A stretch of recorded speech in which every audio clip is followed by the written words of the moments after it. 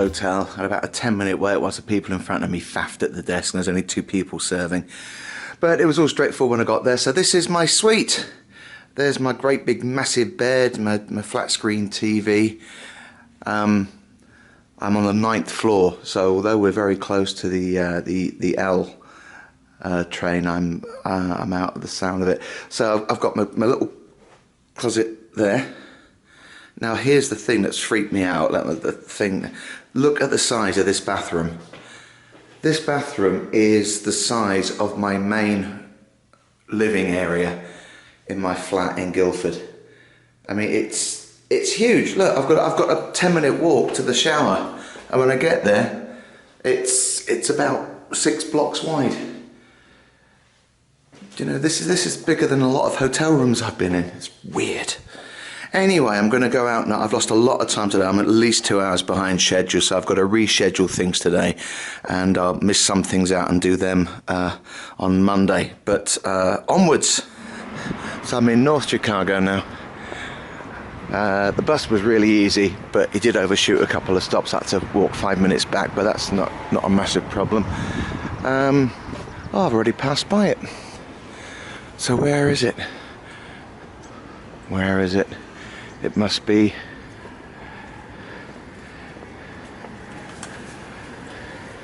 there. It is. There's nothing to look at now. 5015 North Clark Street. This, boys and girls,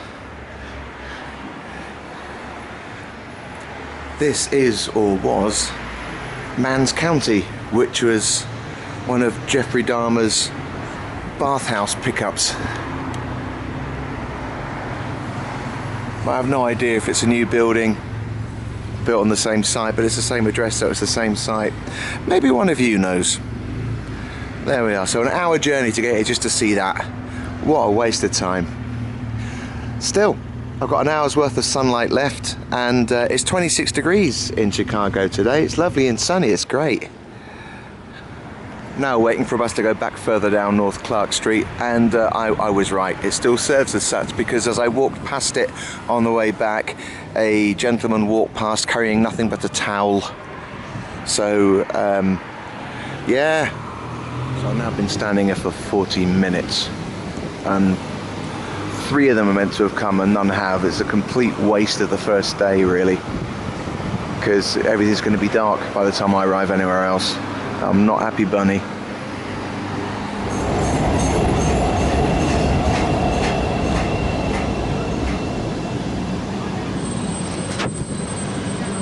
So I gave up in the end. I waited an hour for the bus to turn up.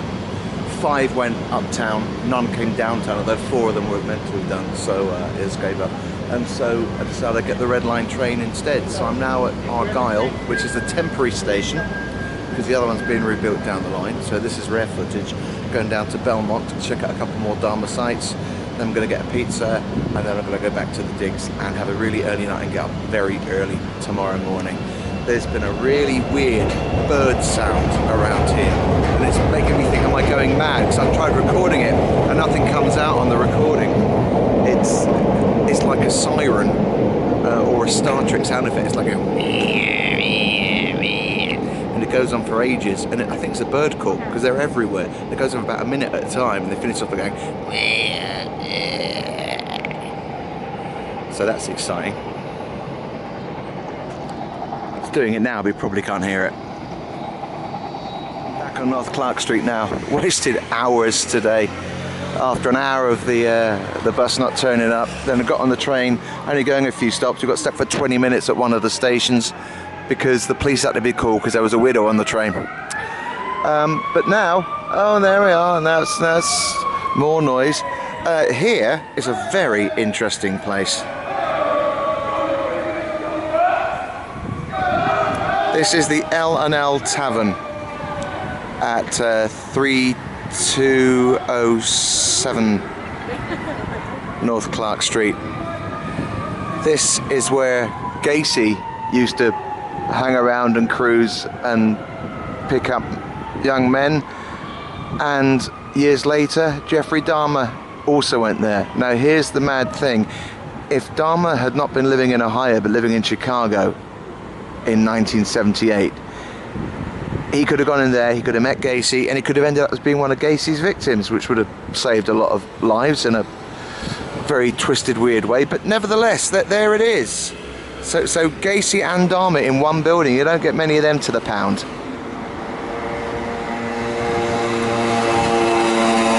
It's a sign that says creepiest bar in the USA according to Google. Very expensive sign done there. And that's the interior.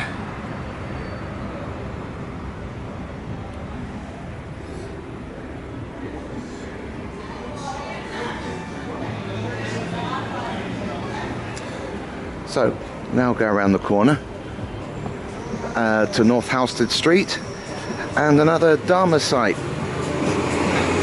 This is another one of Dahmer's bathhouses. So here's another one, 3246 North Halsted. This is again, there's a pride flag up there, but nothing else on the outside. And that's because this is the Unicorn bathhouse. This was another one frequented by Jeffrey Dahmer. I'm in the middle of Chicago's gay village at the moment.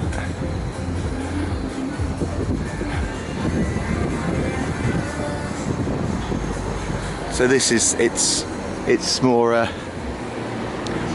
obvious the sort of building it might be. Oh, the things that go on in there. Nearly forgot to film. Just been at Peacock's, which has been recommended to me from several people. In there for a couple of hours. Had a couple of drinks and the pizza I could only eat half of because it was so effing massive, even though it was small. And a serving of onion rings, and each onion ring was the size of a ring donut. And I'm absolutely stuffed stupid. It's now 4 AM in the UK, 10 o'clock here, so I'm going to walk back to 20-minute walk back to the station and go back to the hotel and sleep and get up really, really early in the morning. So that worked out all right in the end. So I just did a 50-minute walk back from Peacock's to Armitage Station to get back to the Silversmith Hotel, which is very nice. I'm the only person on the platform at the moment. One train due to leave, which may explain it. But it could have been a different line, because there's 2 lines leave from here, apparently. No information about when my next one is. So this is around the Lincoln Park area. It's nice. I mean, this is, what, late September now? And it's 10 o'clock at night. I have had a couple of drinks. Thank you, the black cherry seltzers, it's very nice. And I'm in a short sleeve shirt and I'm absolutely fine. It's blowing a breeze, but it's a fairly warm breeze. It's really comfy. It's very nice.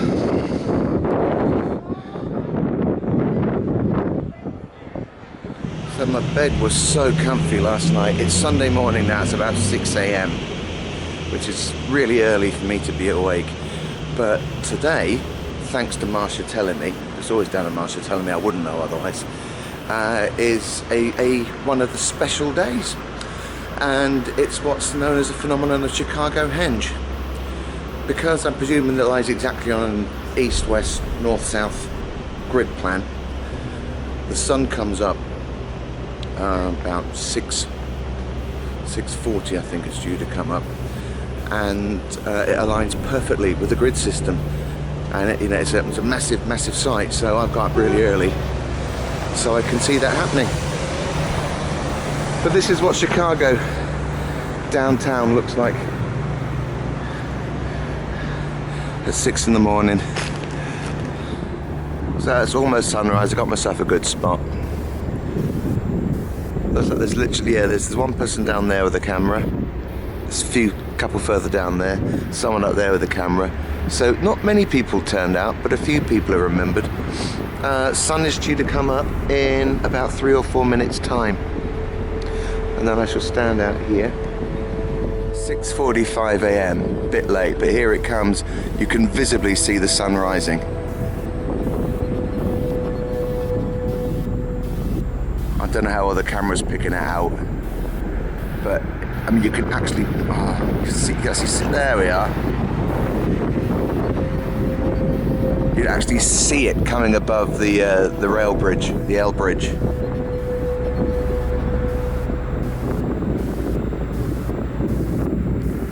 Okay, kids, get ready. This should be spectacular.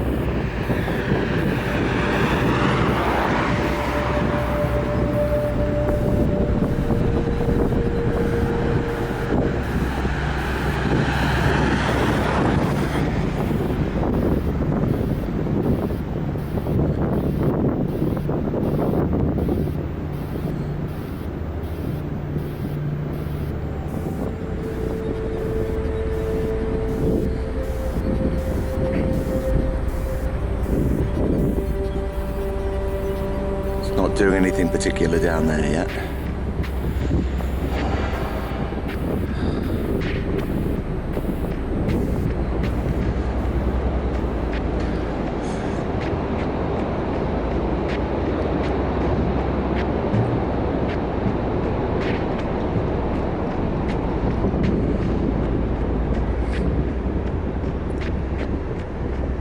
Should have put some sunglasses on because I'm almost looking at the sun. I'm just trying to avoid my gaze from being in it, but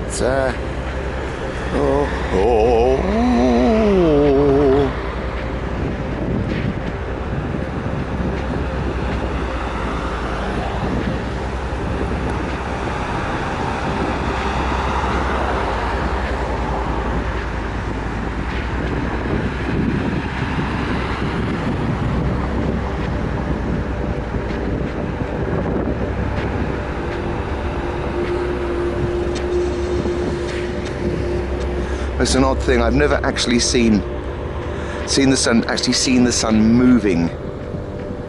You know, you can literally see it slowly rising up.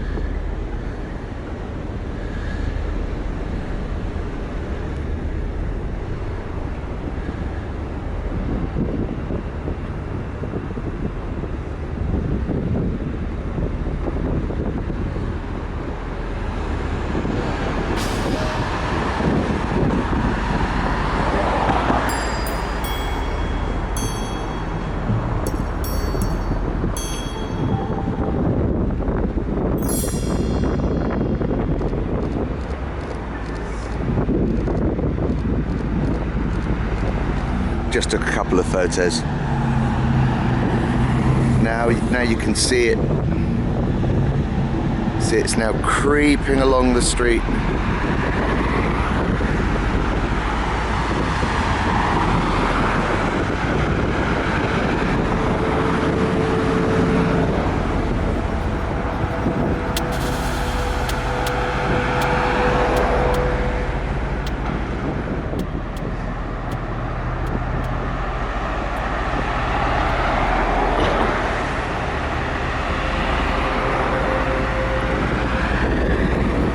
There's only about half a dozen people out photographing it, but they're all clearly here for the same reason as me.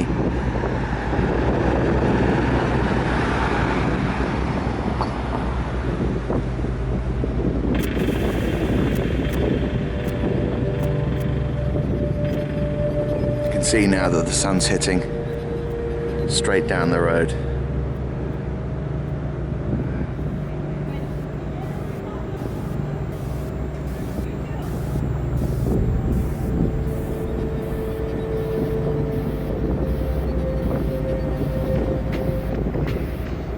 Now personally for me this looks better because the sun's gone round the corner a bit further to the south and it's illuminating all the buildings either side. I don't think it was worth getting up early for, to be honest, but you know, it's nice. Okay, so while ChicagoHenge is still going on, I've got a disaster site to visit. So I'm coming up now to the Nederlander Theatre.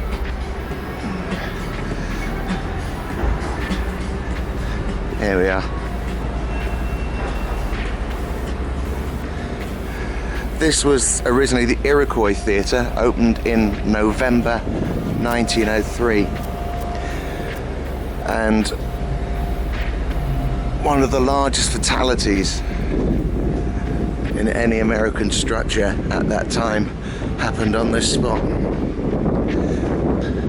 30th of December 1903, there was a 3:15 matinee of a show called Mr. Bluebeard, which had been very successful in Europe. And although there was capacity for 1,600 people, there were about 2,000 people there. Although I might have got that wrong, there might have just been the opening night in November. Anyways, during the show, an arc light blew one of the spotlights and it set fire to one of the stage curtains, and that started burning. And they tried to bring down the fire curtain, but it got halfway and stuck, and it turns out the fire curtain was made of wood pulp anyway. The vents at the top were nailed shut, so the smoke had nowhere to escape. People started choking on the smoke, and after that they opened the back doors and it created a fireball. People were crushed trying to leave because there was no safety rules in place. They were falling down the fire escape. Some of them weren't finished, they were crowded, some of the doors were locked, and it was an utter, complete, literal disaster. And 521 people died here. So it had only been open for a month when it happened. So after that, it was massively refurbed, shut in 1925, reopened as the Oriental after the building was demolished and rebuilt, and nowadays it's the Nederlander Theatre. So look how long my shadow is. Hello. So I'm still up really early. I mean, it's not even 7 o'clock yet, so I've got a lot to do before I get the Amtrak over to Milwaukee. Let me see if there's public transport, because I haven't seen any yet.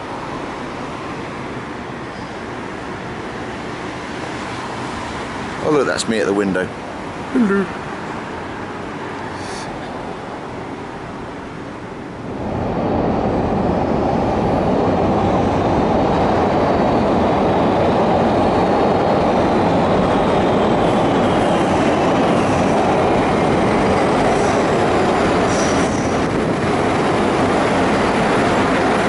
It's only 8 o'clock, I'm in Jefferson Park. I'm just passing by a house on the way to somewhere else. They've got the Halloween decorations out really early. I thought the skeleton there was a bit predictive. Anyway, onwards for another site. This one's curious. Walking towards the next spot, I'm walking along Sunnyside Avenue. And the junction here 2 blocks away. Now that's Menard Avenue, which is where the next person ended up on death row at Menard State Prison. Not state prison. Yeah, it's a prison. Anyway, walking on. Squirrel. Hello, squirrel.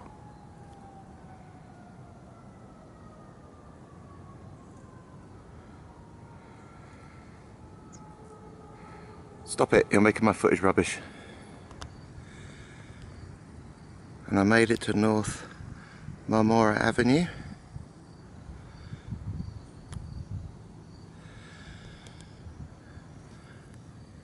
And it's just down here. There we are, this very first house on right on the corner. 4505. This is the childhood home of John Wayne Gacy. That's where the monster began. Drunken father used to beat his wife and son, sexually abused by a family friend, had a major head trauma accident in the backyard that may well have caused him brain damage.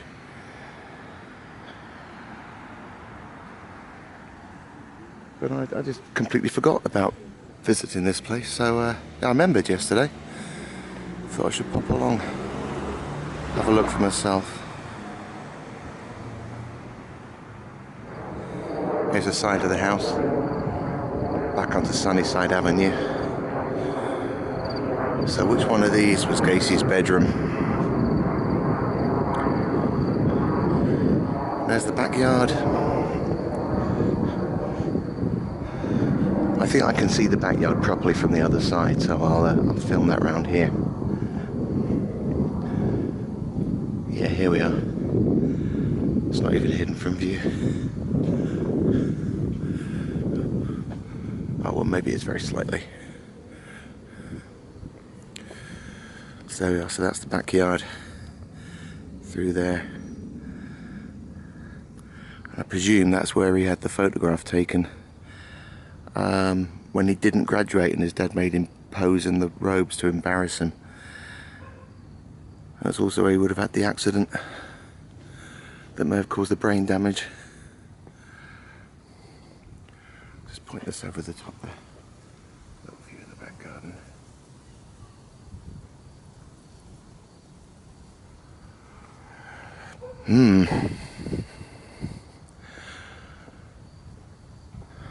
Scary creatures begin here. Hey, you've no rabbit. Hello, Mr. Rabbit.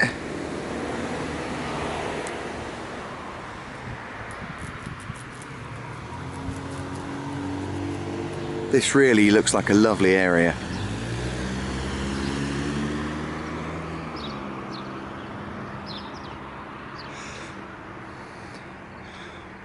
I was waiting to get a bus connection now. Take me back to Jefferson Park, then get another bus onwards.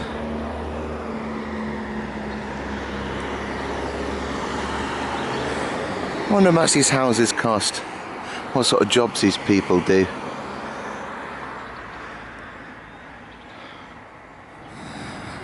Now I'm in Norwood Park East. It's still not even 9 AM yet.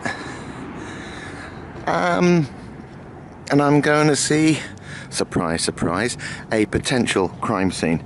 This, I think, out of all the places that I wanted to see this time in the US, this may have been top of the list if you exclude the tourist attractions. And here's one of the big ones, 6100 West Miami Avenue. And these are the apartments where Gacy's mother lived by the time that Gacy was living 4 miles away in Somerdale Avenue. And 10 years ago, this garden was part of international news. In the 70s, Gacy used to come and do maintenance work at this building, and he was seen by some of the neighbours digging trenches out in this garden in the middle of the night, and they asked him what he was doing, and he said he was doing maintenance work. And obviously there'd been suspicion over the years that he was actually burying bodies in here instead.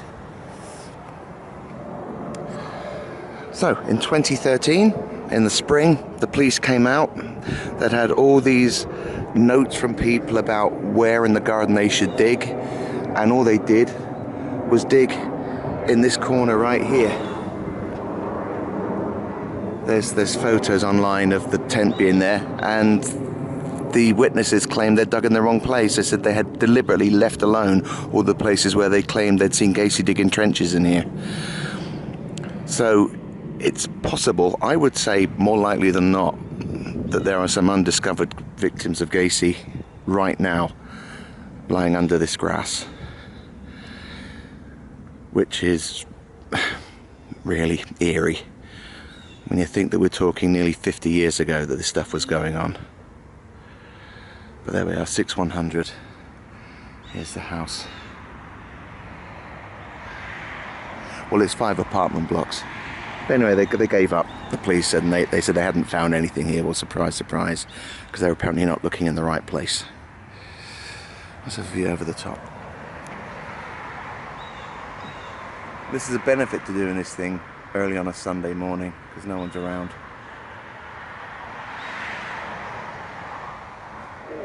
Back in the main hall at Chicago Union Station.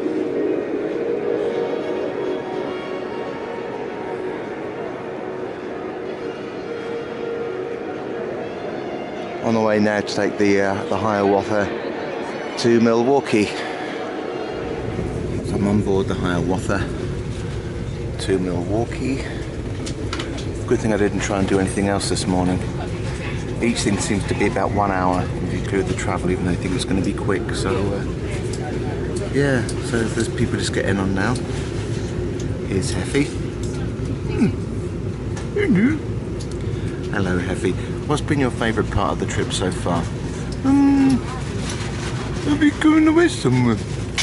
We've already gone away somewhere. We're in Chicago. Are we? No, I don't think we are. Well, we are. Look out the window.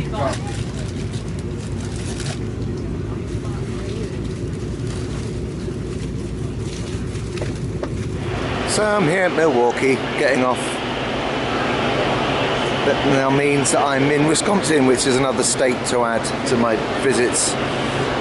What do you mean? You've been here before? Haven't been here before, Heffy. Oh, I have. Been here with you before. No, I've never been to Wisconsin before, Heffy. Yes, you have. I remember. No. Well, think on. We're in the Ambassador's Hotel. This is Michelle. Hello, Michelle.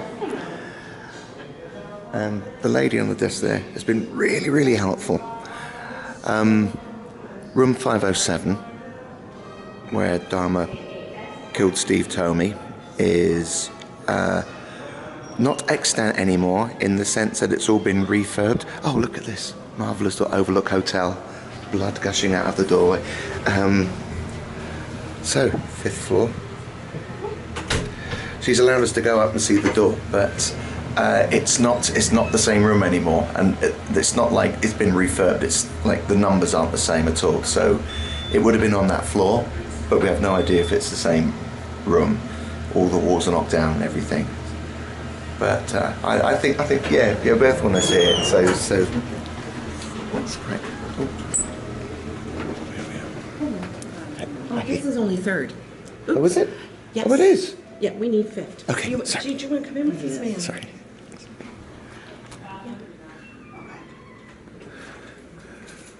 Hello. So, How are hey. you? I'm good. How are you? Just fine, thank you.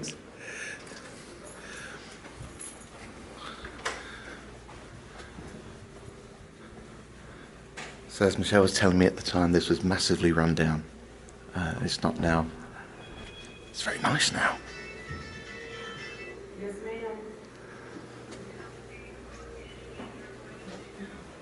Yeah.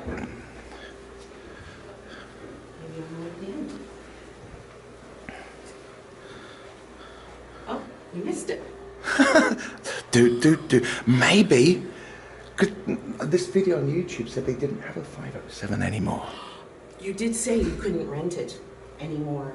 And I do know that they did redo the floors. And So maybe they've left the number out so nobody can stay in it. Nobody can But that would mean, this would be it. It's 506 there. This is a door like the others. There's no door number on it. And we've got 508 and 9 there. You're right. So this is it. So this is... Wow. So how's that for something, folks? Even though it's almost certainly not the same room, I totally get the fact they've refurbed everything and rebuilt it. there is no room 507 anymore. So we've got 508 there, 509, and 506 just down there. So this is the historic room, even though it's possibly not. So that was a little bonus. Do you want to get a photo? Yes. Ah, yes.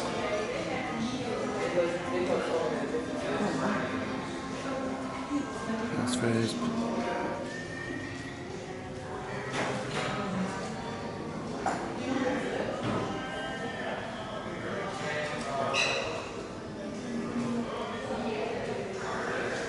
So various pictures here. Now, the lady at the desk said that she's been here since it was renovated in 2007, and she and the owner have been through masses of accounts and can find no reference at all to Dahmer and Steve Toomey actually staying here. But then again, as Michelle said quite rightly, they probably paid cash, left no name record. The woman at the desk actually doesn't believe that nothing ever happened here, because we've only got Dahmer's word for it. But he didn't lie about anything else, so, you know, well, he did, but not when he was caught. And there we are. So the outside of the Ambassador Hotel.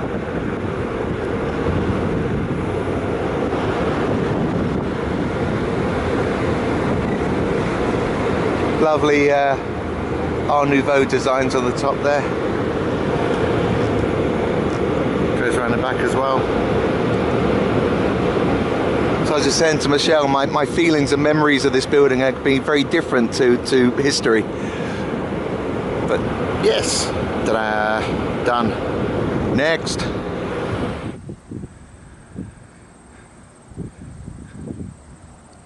So yet again, a place that I never thought I'd get to see. This is the site of the Oxford Apartments, and we've been doing some work, photos and things and comparisons. So there was only one telegraph pole here at the time, and I'm presuming it's the one on the, yeah, it must be the one on the right, isn't it? Because yeah, the other one's new. So the one on the right. So Dahmer would have actually looked out on that very telegraph pole. And the site of his apartment we worked out is exactly where this tree is, but about that level. So that is looking into, so his main living area was here, and the kitchen, and his bedroom was there. Some of this is still the same, the brickwork on the path leading up the side.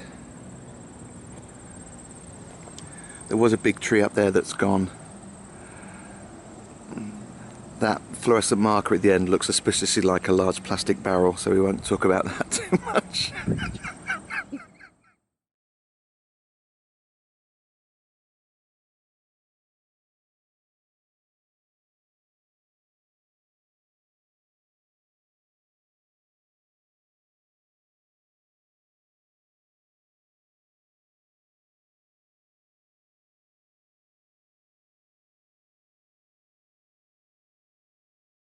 Very, very briefly, and this will be the only video on YouTube that's got this.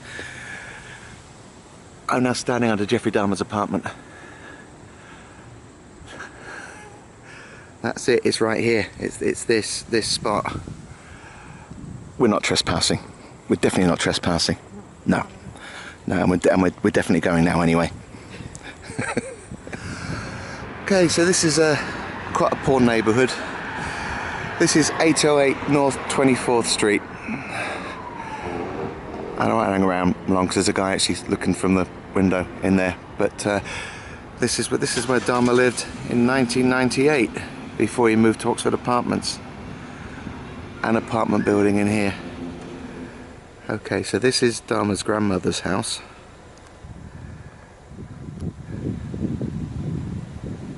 That's where, how many did he kill here? At least 3. Oh. But we're not going to get too close because the lady that lives there doesn't, understandably, isn't too keen on people bothering her. But look, I can see a basement window. Yeah. There we are, just down there. Whoa. Don't know which bedroom was his, was it? He had the whole basement. Oh, didn't they make out in the... It was... Where was the one where we had a bedroom, upstairs bedroom?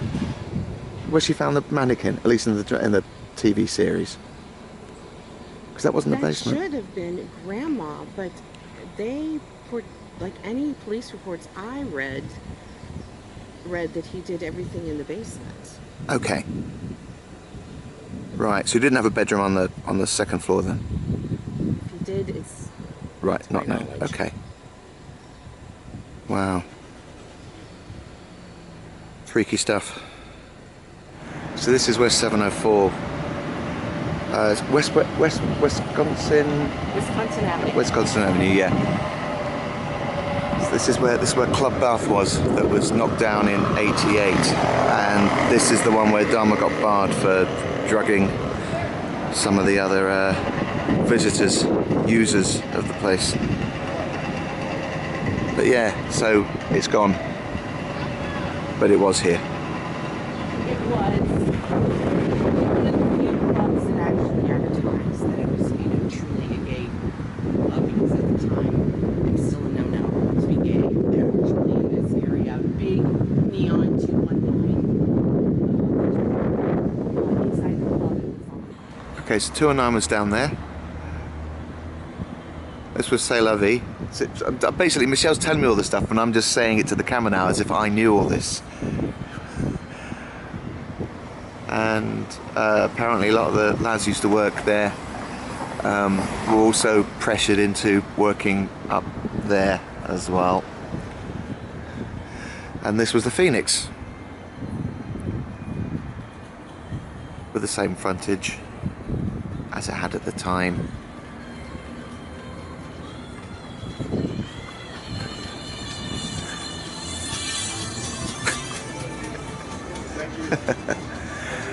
And this is where he picked up Edward Smith. I wonder if you can still see inside. Is that a mirrored window? Can you see in there? Oh, you can see in there.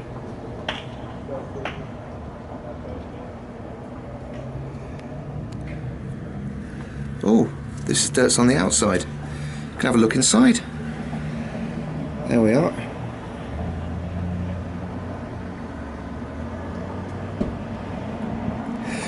So Edward Smith was the one that he actually did have a relationship with. I'm going through Shaker's Bar with Michelle now. So this is where Dahmer used to sit, right here. Same bar. That's not something I'd be wearing, or indeed I'd suggest anyone wear. That's Bruce just there. I'll be taking a photo of Bruce later on.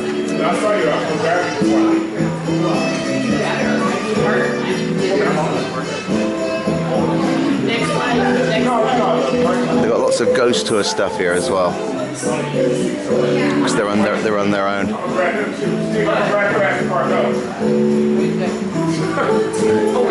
I wanted to buy you a t-shirt. Oh no, please don't. Yeah. Upstairs. No, we're going downstairs. Downstairs, upstairs. Yeah. Wow.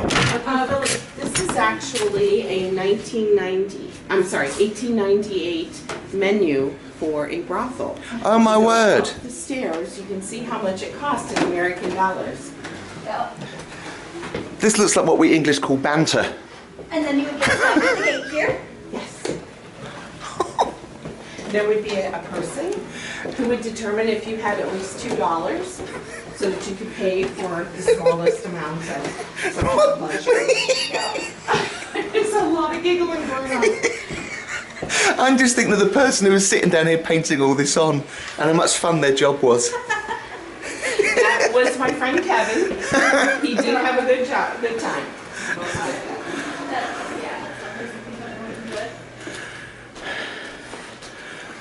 And this was actually where the second floor, the regular brothel guests worked. This was where the madam would have been. You would have come in that way, and there was voices. And they finally called in a psychic, and the psychic said there were two call girls here from the past who were arguing over who should have Dillinger, who was Mark Harmon. Yep. And so Mark Harmon literally stood in the room and said, ladies, I am so honored that you wish to be with me tonight, but I need to just do business tonight. And so as soon as he said that, the squabbling stopped and they started filming again. Oh, really? Oh, good. I'm glad to hear it. Good, good, good. And this is where I was decorating when I heard the voice say, yeah. Oh, yeah. What did you decide in the end? Was it the paper ones? It was the paper ones, yes. And she liked it.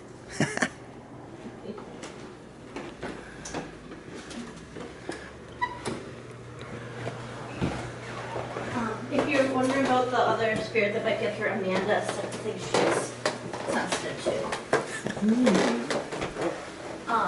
Because she was the one who told me that, and I was immediately like, this doesn't seem like Molly. I think you were saying that her name might be Fiona. Fiona? Yeah, but I don't know. Never heard that name. Yeah, no, like I said, I only talked to Amanda about it the once, and she said that she and Kirsten have both had weird experiences. Make sure the AC is on since there's going to be folks staying here tonight. Wow.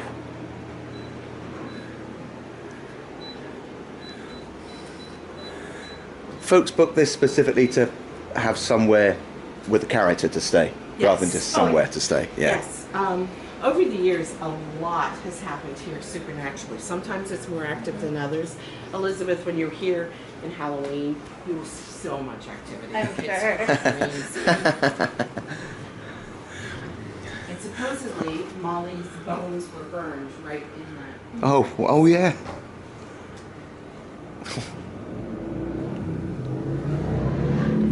I don't know when the last time you were here. This picture is from 2017. Are you aware of this? I am aware of this Okay. picture. This is a cool picture, Philip. It is. Do you want to explain? Oh, sure. So back in 2017, we had a guest take a picture on her iPhone. And then sent About this building is that when he bought the building, there were a bunch of shelves that are now over there that were covering this area. Okay. And eventually they had to redo the street. And when they redid the street, he noticed that there were these openings right here and over here that had been cemented shut. Mhm. Well, it turns out these are tunnels. They actually went to the building across the street and to what now is a parking lot. We're assuming there was an opening, in a grassy area at the time. Right. And the Capones were known for being able to get out of town quickly, and this would have been their tunnel escapes. And then I wanted to mention to you also, remember me telling you the story about the safe? Yes.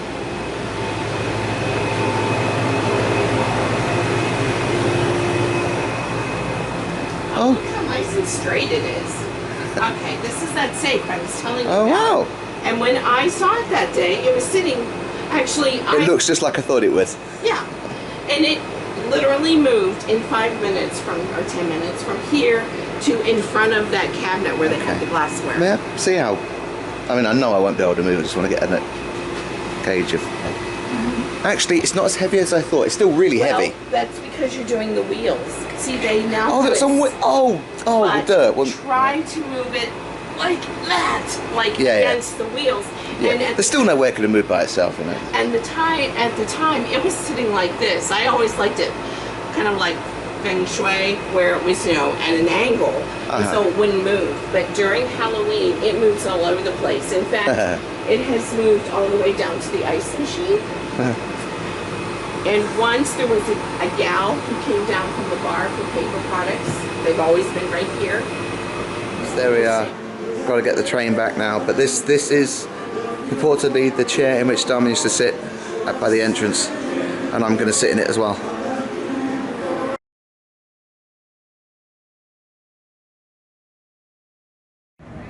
Do you know what year it opened? It opened in 1984. Okay, so 40 years next year. Uh-huh. Big do. It is a big do. And another great thing about it is because it opened up later than the other bars, it was here when people started changing their minds about gay people and accepting who they were and really celebrating them for who they are. So they got to see. So now on the Amtrak back to Chicago. Have we been to Chicago? No, we have, but we've been in Milwaukee today. No, we haven't. Yes, we have. You were just in the bag most of the time. No, I wasn't. I remember I was out and I saw everything. Everything where? Where we've been in Milwaukee, have we? Yeah. I don't remember. No, you were in the bag most of the time. Oh, right. So that's Milwaukee downtown intermodal station.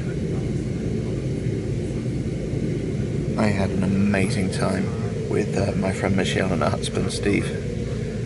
They've been amazing hosts. Were they? Yes, they were. I don't remember. Nah. Are you quite tired now? I am very tired, Heffy. Don't know why. I've not been doing anything. So I'm at Quincy, which is quite near the Sears Tower, and it's a very quaint, old-fashioned station. It's on a platform above the others, and as soon as you step on it, it looks all really old-fashioned. It's great. I've got to find somewhere to have a meal for tonight, because I've had very little in the last 24 hours, which is my own fault. Even though Michelle and Steve did try to force food to me, couldn't do that to people. But I did have some marvellous thing called cheese curds at the Ambassador Hotel, covered in breadcrumbs. Are very, very nice, bit halloumi-ish.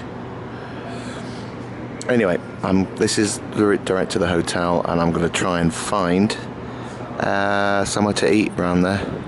And if I don't, then I'm going to go to bed hungry.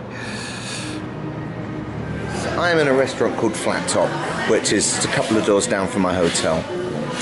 And I just ordered a Blue Dragon cocktail, and I thought it'd be a little thing, and it's huge.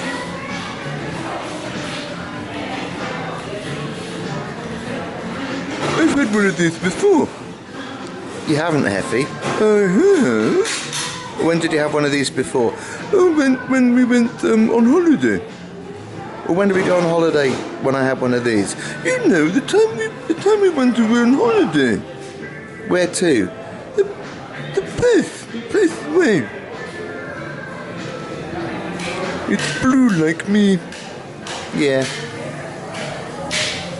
Monday morning, I'm sitting in a corner bakery underneath the L. It's raining outside. Having a croissant, a chai latte and a cookie. Just watching the world go by. It's nice. I'm just coming up now to the Chicago Riverwalk.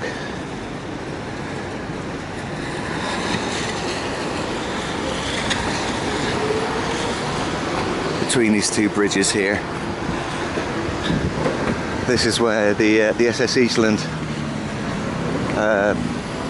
I wouldn't say sank, it capsized on the 24th of July 1915. This is a major maritime disaster in American history. Now let's read what it says here and I'll cover the rest. So, still partially tied to its dock at the river's edge, the excursion steamer Eastland rolled over on the morning of July the 24th, 1915. The result was one of the worst maritime disasters in American history. More than 800 people lost their lives within a few feet of the shore. The Eastern was filled to overflowing with picnic-bound Western Electric Company employees and their families when the tragedy occurred. Investigations following the disaster raised questions about the ship's seaworthiness and inspection of Great Lakes steamers in general. And so let's walk a little bit over to see the actual spot.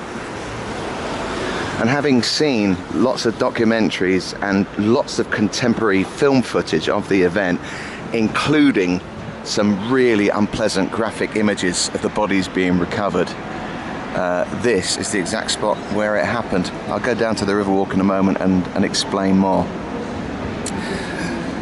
But that was just me coughing. No doubt the guide is probably telling the people on that boat about it right now, or otherwise maybe not, to stop freaking them out. So after I went to that bakery this morning, Corner Bakery, which is lovely, staring out at the rain whilst having a big chai latte and a cookie and a croissant. That's the word, croissant. I just went to the post office to send off a parcel to an American customer who I've been saving his discs for months and months. And it's much cheaper to bring it over here and send it to him than to post it from the UK. So he'll be happy about that. That the guy at the desk was funny. There was a guy in front of me in the queue and he was just speaking on his phone, and the guy at the desk was not having a go. He was speaking to him like he was an idiot, which was really amusing. Anyway, let's get down here. The rain stopped clearly, so that's all great. And I've got, whoa, how long? About 8.5 hours left in Chicago before I get the Amtrak, the Lakeshore train to Manhattan tonight. So, going from the notes I got here from one of the fascinating horror videos on YouTube. So there was 2,500 people on board, and they boarded at 6:30 in the morning. It was full by 7 o'clock. And straight away the boat started to list. Now, it listed on 3 different occasions in the past. It's clear there was a design flaw in it, and each time it listed they did something to it and actually removed cabins or shortened the funnels on it to try and balance it out. But there had been an ironic improvement which made things even worse. After the Titanic disaster, the year before this disaster happened, they'd started fitting out all the boats with a great deal more lifeboats than they'd had before. And also with the insertion of a concrete floor on the top deck, it had made the boat really top heavy. So these issues with it listing were only clearly going to get worse. So at 7 o'clock when it was full, it started to listing to the port, so just out that way. And at 7:28, it had been sort of like listing left and right, and then it suddenly completely capsized. Now the water here is only 20 feet deep, but 848 people died. A lot of people on the top deck were just thrown off, and a lot of them couldn't swim because they were all employees of this electric company. You know, that the swimming wasn't something that they really had much coaching in. So it churned up the river here and people came out to rescue them, but the problem was a great deal of people were actually inside the boat, and when it suddenly capsized, and obviously it only was semi-submerged because the water here is so shallow, all these people on board, that basically they just hundreds, well thousands, literally thousands, just got tipped down into the water, and hundreds of other people fell on top of them and all the furniture, and they all got trapped and drowned in there. Now the boat itself, it was raised again, and it was refurbed, and then it went to the US Navy for a while, and it wasn't actually scrapped until 1947 without any further incidents, which is really really mad. So I'm going to see if I can get any photographs here that are in the exact same angles as photographs of the event when it happened, and if I can, I'll do an overlay. But clearly I don't think any of these buildings here were here at the time. That was. But the bridge is the same one.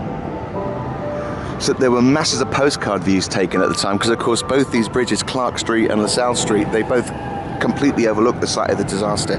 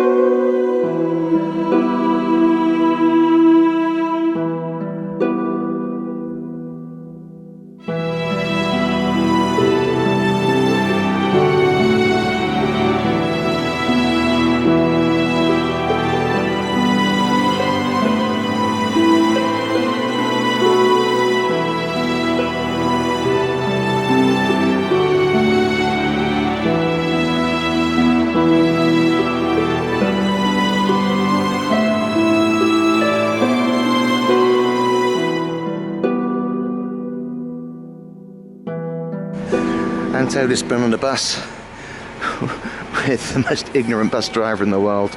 Completely not a word, not a look.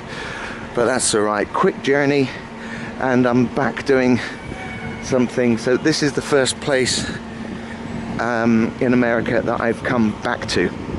Because I was here in March, and I had watched the wonderful Grim Life Collective video on the location, and I hadn't watched it again before I came out here, and as a result I got the wrong place. But this time I'm not going to get the wrong place. Let's let this car come out.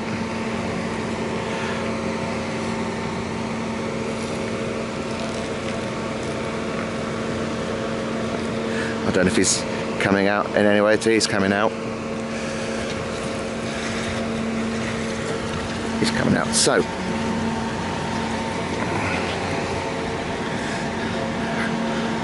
they put a sign up since earlier. It says no trespassing, violators will be prosecuted, but I'm trespassing, and they're not going to prosecute me because I'm an English tourist. So back at the site of where 2122 North Clark Street was. The building next door was here at the time, because the Grim Life Collective pointed out it's in the photos from the time, and it wasn't that tree that I walked to last time, it's this tree. So this was the back wall of the garage where 7 men got shot dead by unknown assailants who very clearly were to do with Al Capone. It's here, not there. There in March, but in reality here along this wall. So you've seen that photograph, all the bodies just lying there covered in blood against the wall. The wall was here. So yay! I'm really chuffing myself. Good. I got it done. I hate making errors. So that one wasn't. So there it is. I'm just on the edge of Lincoln Park now, waiting for my bus to take me back down into the city to go back up the Hancock Tower, because I got a freebie ticket from going earlier this year and filling in a survey online. I just wanted to show you this view. There's the Sears Tower there, the great big pointy ears. Ooh la.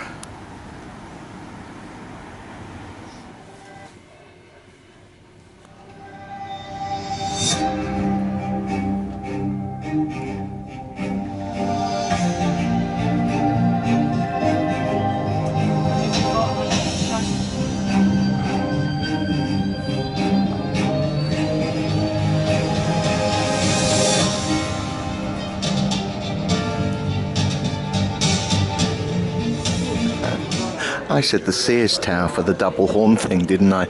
I'm such a plonker. It's here. It's the building I'm in. What a dick. Anyway, this looks very different in the daytime to how it looked at night. Oh, I've got a fair over there.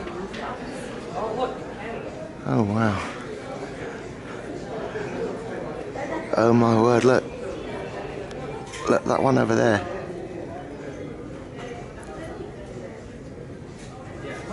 It's actually in the clouds.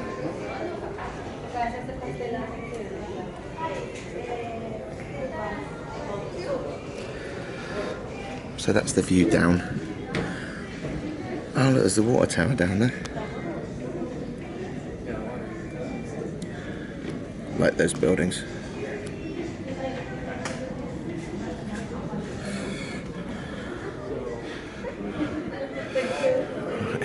I saved so much time by not reading the exhibition at the start. I did that last time. Let's meander around.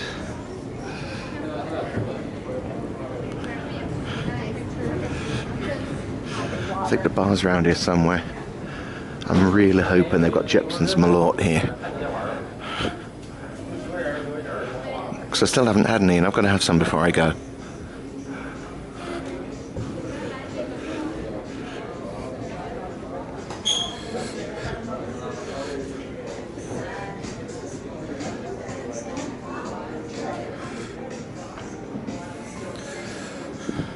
Yeah, this is worth popping back for.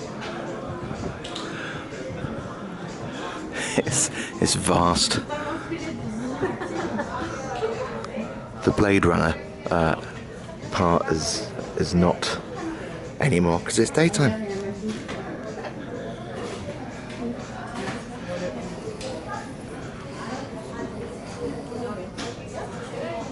It's not even midday yet.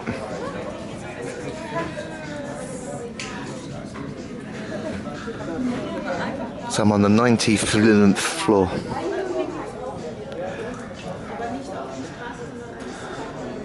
So that's Lake Michigan over there. So that's heading south.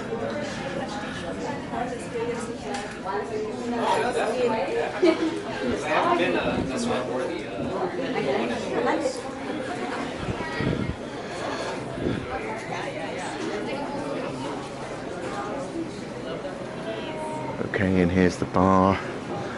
Please have it. It'd be just my luck they haven't. Because I'm so unlucky having a holiday like this.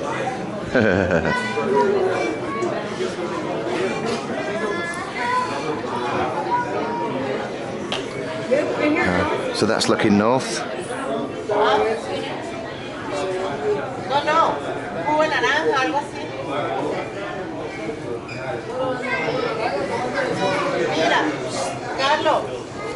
Ah, that's great. I love Chicago. Well, this time round anyway. Actually, last time round was lovely too, but this time it's lovely. I feel comfy here. I found it. I found it. 1,000,000 feet in the air, overlooking Lake Michigan. Here it is. The evil of Jepson's Malort. Now, how do I do this? Do I? You want us to report to it? Oh, would you? Yeah. That's very sweet of you. Thank you. Do you want us to take a shot with you? Thank you very much. It's actually filming now. Oh, perfect. What's this? That's the appropriate way to do it. Take a shot, have a beer. Thank you. Yeah? Okay. Cheers. I may die.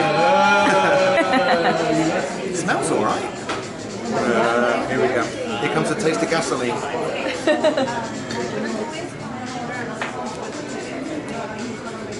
That's nice, yeah? That's About right.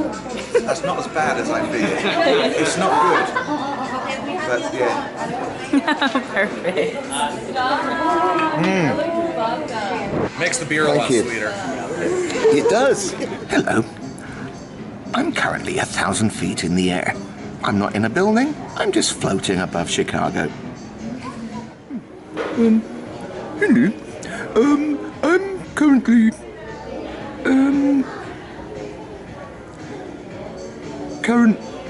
current bun.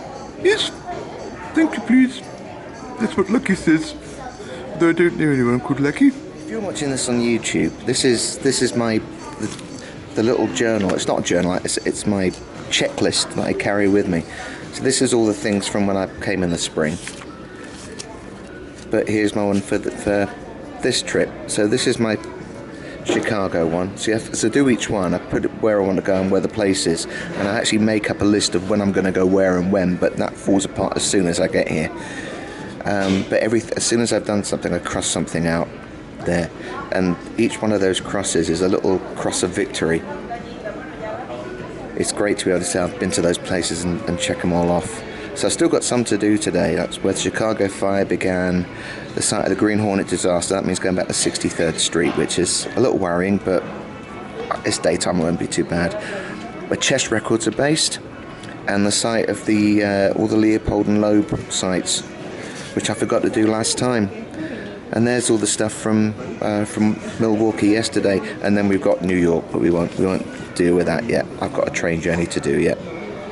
That's Lake Michigan again there. This little pan around the inside.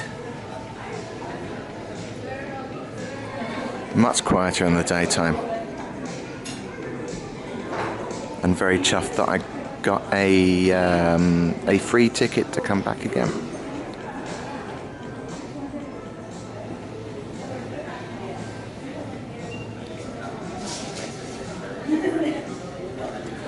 So I think now I'm going to go back down to ground level and carry on with the disaster sites. Only 20 past 12. I'm going to get it all done. Love that. There we are. That lift's open. Time to go back. And there's the water tower again. Or is that the water tower? I can't remember which one is which. But they both survived the Great Chicago Fire. One day I'm going to get in there.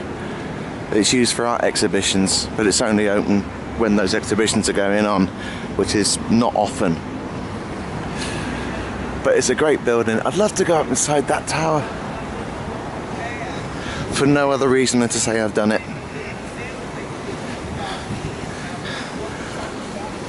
So now I'm walking down to get a bus, the number 3, to take me down to 2120 South Michigan Avenue.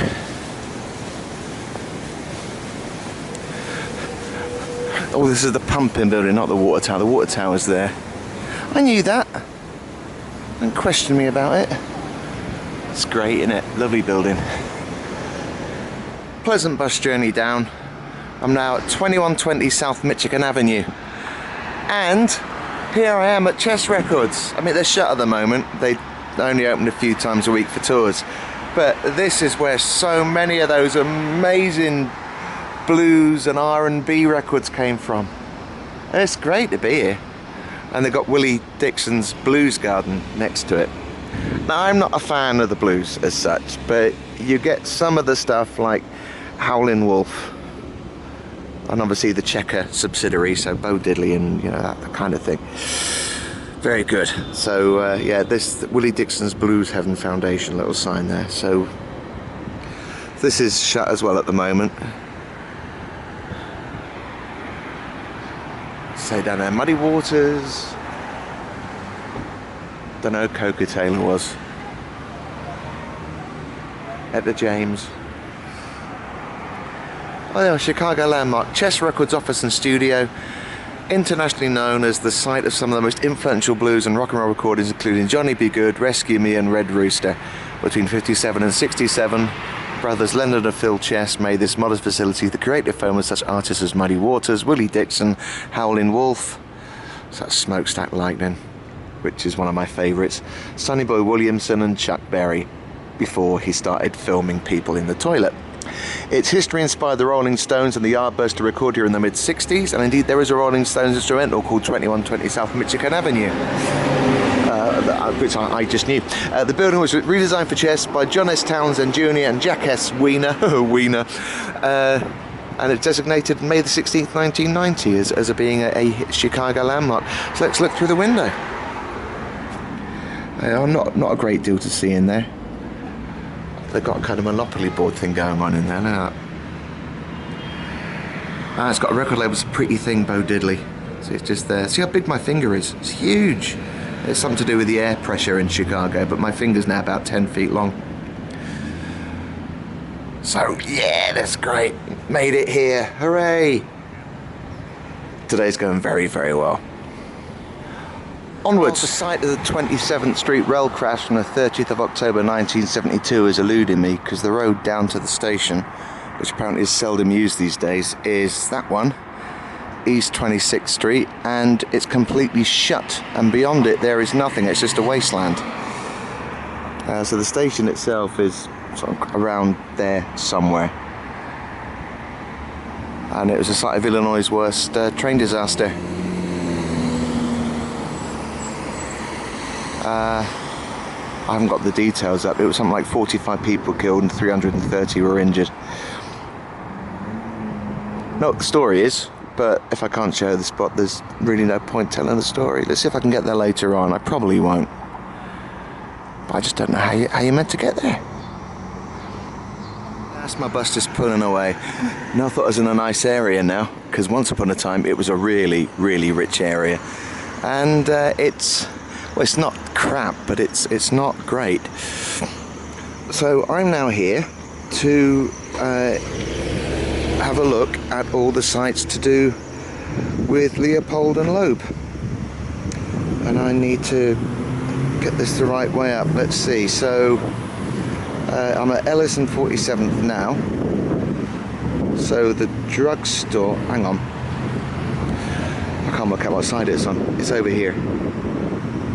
It's 47th drugstore. See, I've written this plan out, and it's not very good. I think this is the right way up anyway. So that would mean that the drugstore was on this corner,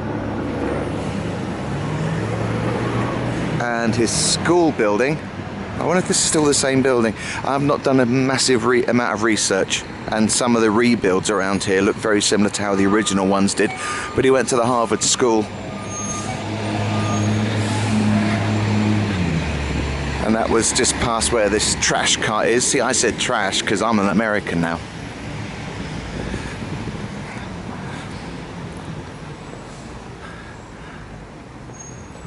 Well, he went to the Harvard School, which was about here. It might have been the case that just the main road ahead was not such a great area, because look at these buildings. These are still. Look at this. Look at this here. So I'm now walking on to 48th Street, walking towards the junction with Greenwood Avenue, and when we come up to the junction between these two, we'll be at the site where Nathan Leopold lived. I do have a letter written by Nathan Leopold at home. He died before I was around, but I bought it.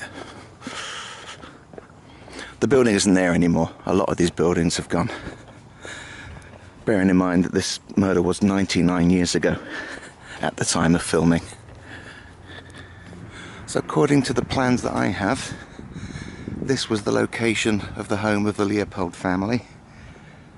Obviously rich Jewish socialites, as many of the families were here around that time.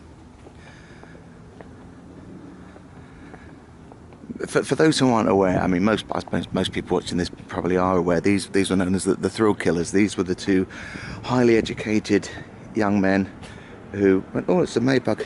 One of us alive is probably dead. There's loads of those around here, they're massive.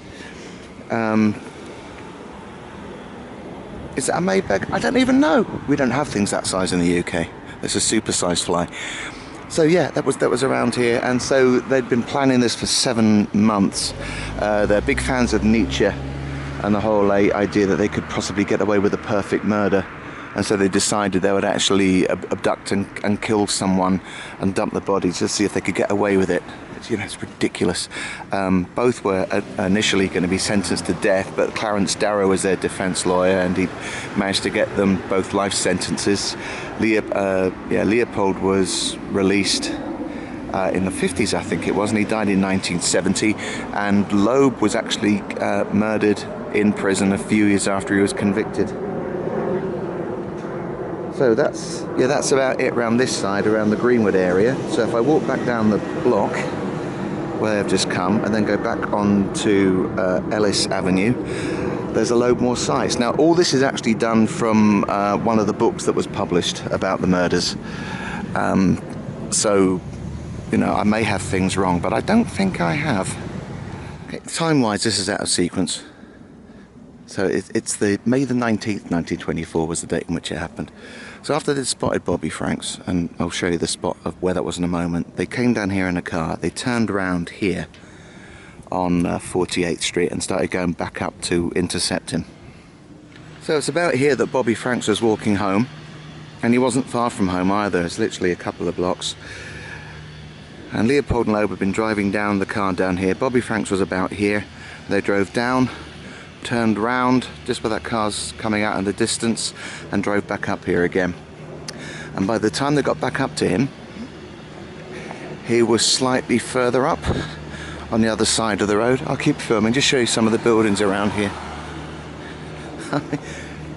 You get the occasion one of these buildings is actually marvelously huge, great thing, and it's derelict. I mean, they're in good condition, but they're closed, shutters over the windows and all sorts of stuff. I mean, look at this. This would be an incredible area to live in.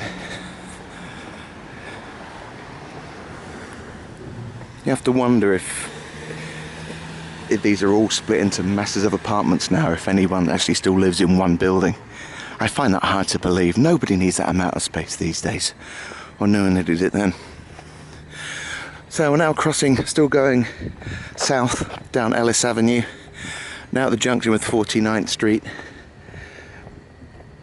and it was a little short way up. Getting very close to it now. So by the time they turned the car around, Bobby Franks had got to just about where this black car is now. And this is when they stopped and offered him a ride. Thing is that the Loeb family, one of the murderers, lived just across the road from Bobby Franks, so he knew them. And obviously two older guys offering you a lift in a car, which has still been a bit of a novelty back in 1924. He said, oh yeah, that's great, I'll come along. So he got in the car, and this was pretty much the last ground that he ever stood on alive. Now I'm approaching the middle of 50th Street between Ellis Avenue and Greenwood Avenue. Obviously the vehicles went in this direction on this side of the road, because that's how they drive out here. And according to their claims, it was right in the middle of the street where the car was. So it's about this spot here. Obviously they're in a moving vehicle at the time, but this is where they killed him.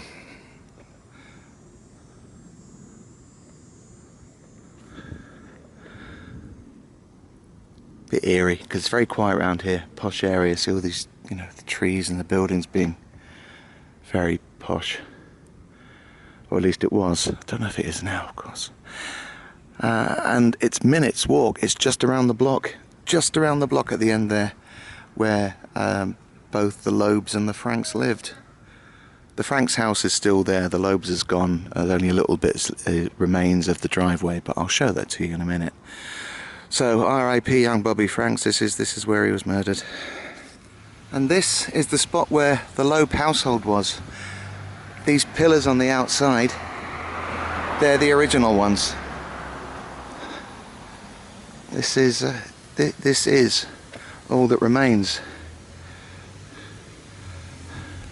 of the actual structure. Loeb's father was absolutely minted. He was the vice president of Woolworths. Not just a branch, but of Woolworths.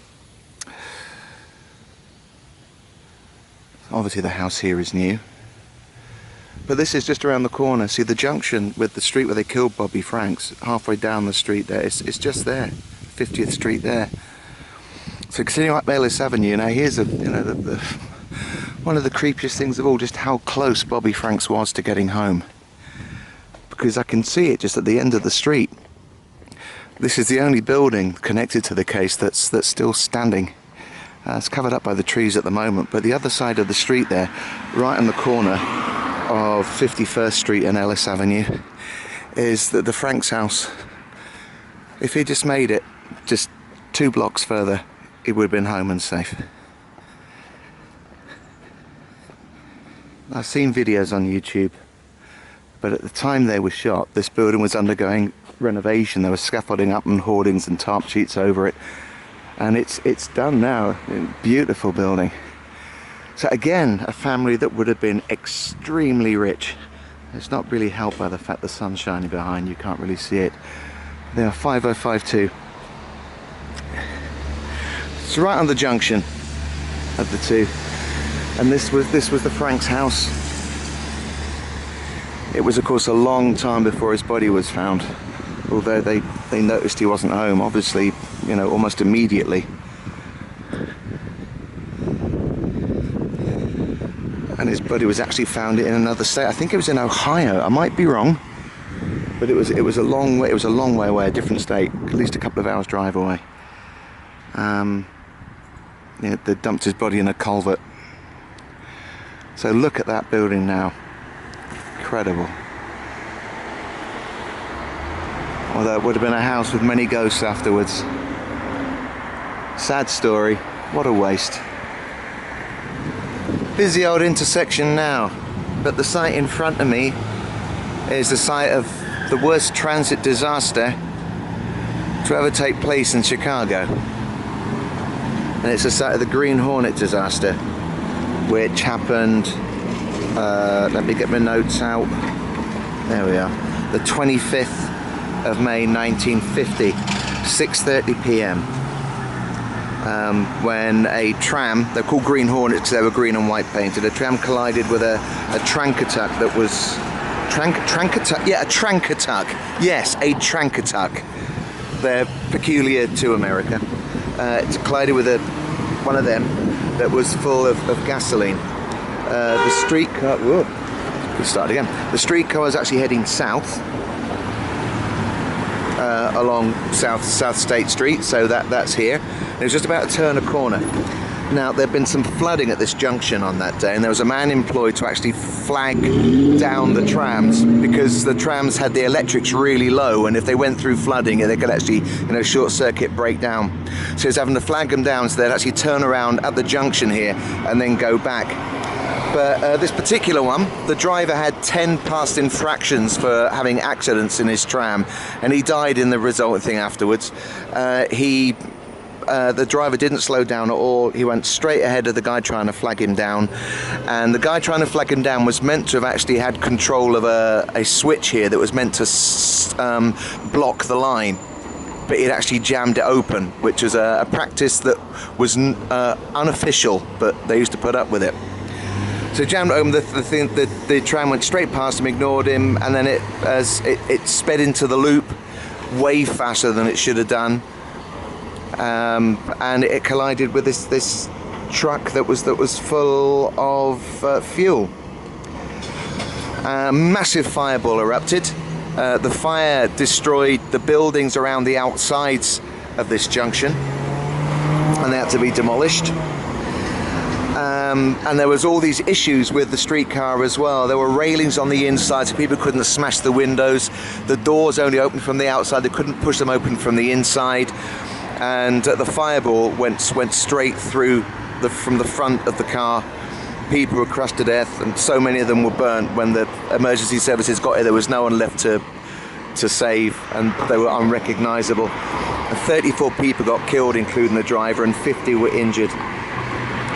And it was the most damaging two-vehicle disaster in American history, I believe, where the most people were killed, the most injuries sustained, and the most amount of damage as well. So it's much busier here than I thought it would be, but let's just step forward a bit.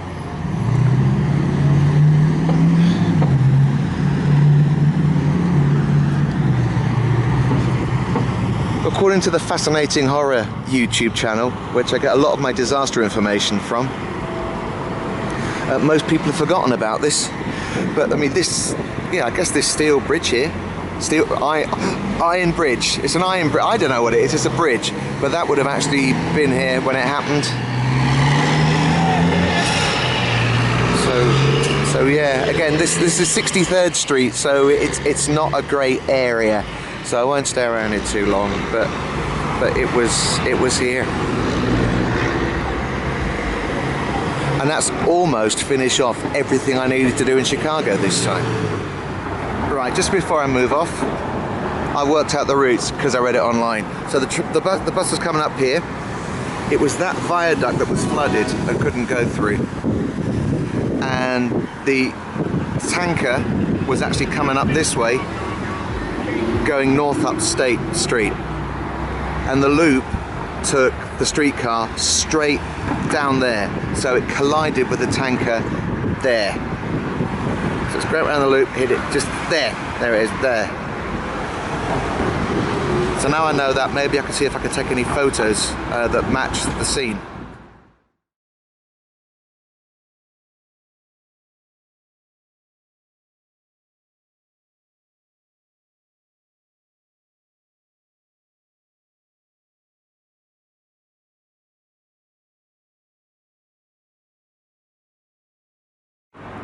This is 47th Street in Kenwood. It's a metro station, and from here I shall be able to get to 27th Street up there and film the bit I needed to do. It's quaint, isn't it? You can actually smell the wood. It's nice. Just down there you can see the bus which took me from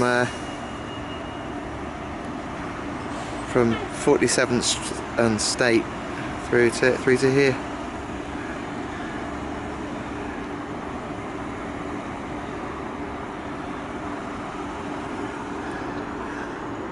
So I'll have time to see the 27th Street station, and then where the Chicago fire started, and get my bag, and then go to Union Station for the Amtrak through to New York. And I managed to do everything I had planned to do in Chicago this time, which is great, without too much fuss and worry. A great help has been going to bed early and getting up early and having more time to do things. But that's only because my body clock's out because of the time in the UK. This is so wild. It looks like no one is ever here. So I'm at the 27th Street station. I managed to make it. And this is the only way into it. Just look across here. See, it's just a wasteland and it's all sealed off. So I don't know how anyone's meant to get in or out of here. Just be in here. So that's kind of good for me. And apart from one very brief stop I need to make near the Union Station, this is the last place I've got down on my list for seeing in Chicago. And I can get up to it, so I wonder where access is from. Looks like it's down there. Okay, so this was the worst train disaster in history in the whole state of Illinois. And this happened 7:27 a.m. on the 30th of October 1972. It's a simple story, really. So the train was heading northbound up here. Now bear in mind this is actually, it's a different station now, different lines, but running exactly the same course. But 27th Street station, so you know all this surrounding area work would have been here. So the train was running up these lines and it completely overshot the station. So the driver applied the brakes, and there's meant to be a process in order for if you overshoot the station and then have to return back, but it wasn't done. So he got up pretty much into the distance where the tunnel is up there. See that through there? And you see it's just going round a bend. So they pulled up, managed to stop there, and he started to slowly reverse back into the station to let people disembark.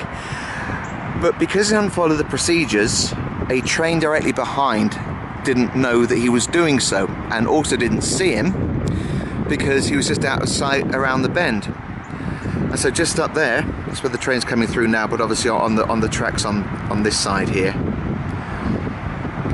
Another train came through full speed and rammed into the back of the train that had overshot, that was reversing back into 27th Street station. And 350 people were injured and 45 died. So that's 51 years ago now. Yet another sad old story. And now I have about a half-hour wait for my next train back into Chicago proper.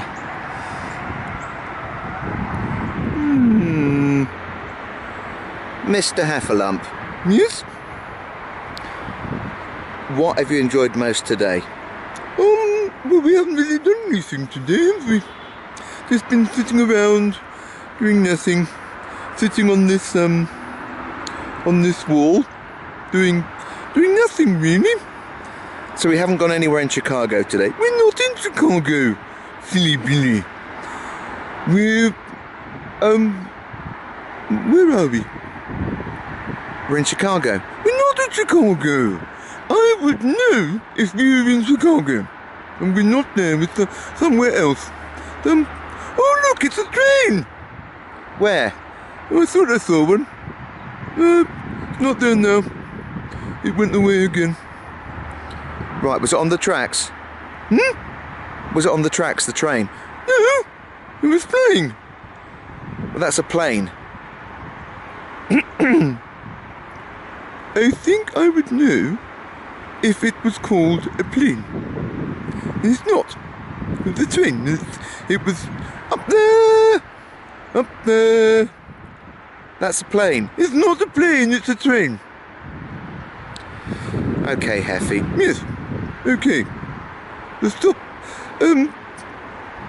What's the word? Contradicting. Contradicting. Stop contradicting me. Can I have a bun, please? Of course you can have a bum. Good.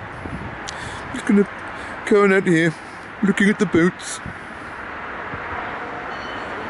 So here comes one coming past. Bing-a-ding-a-ding-a-ding. Yay! And here comes mine. I'm going to get on the train. Yay!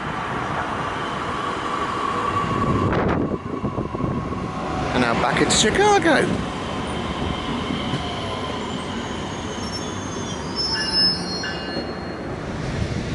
So this is it. This is the spot where it happened. Ooh. Now approaching McCormick Place. So look, double decker. 16 and 11. Look at this for a ticket. Look, how cool is that? It's like playing bingo. The store for men.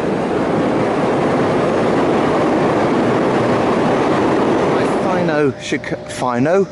What is wrong with my words these days? It's that malort I had earlier.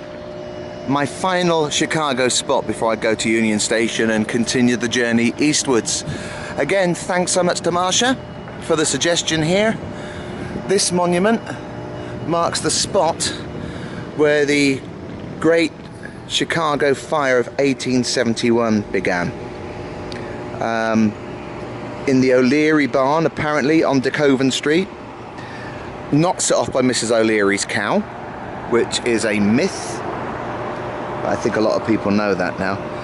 And it lasted for nearly 30 hours, and it destroyed a massive amount of the city. And of course, a lot of people died. But then, I mean, I don't know if they know that's the exact... Well, maybe they do know that's the exact spot. If it was Mrs. O'Leary's property, and I suppose it stood here... Of course, it's great now, because now the fire department's based here, which is an amazing thing. They've got an old fire pump in there as well. That actually dates from the Tudor times. And it was brought piece by piece by plane from the UK. That's not my bag rattling behind me, that's just my stomach grumbling. Well, I suppose that's the model of the old Chicago firehouses that looked at the time. I need to zoom out. There we are. That's better. So how it would look at the time, and then I presume that's a massive fire dog there. So I guess this is the museum. Nice.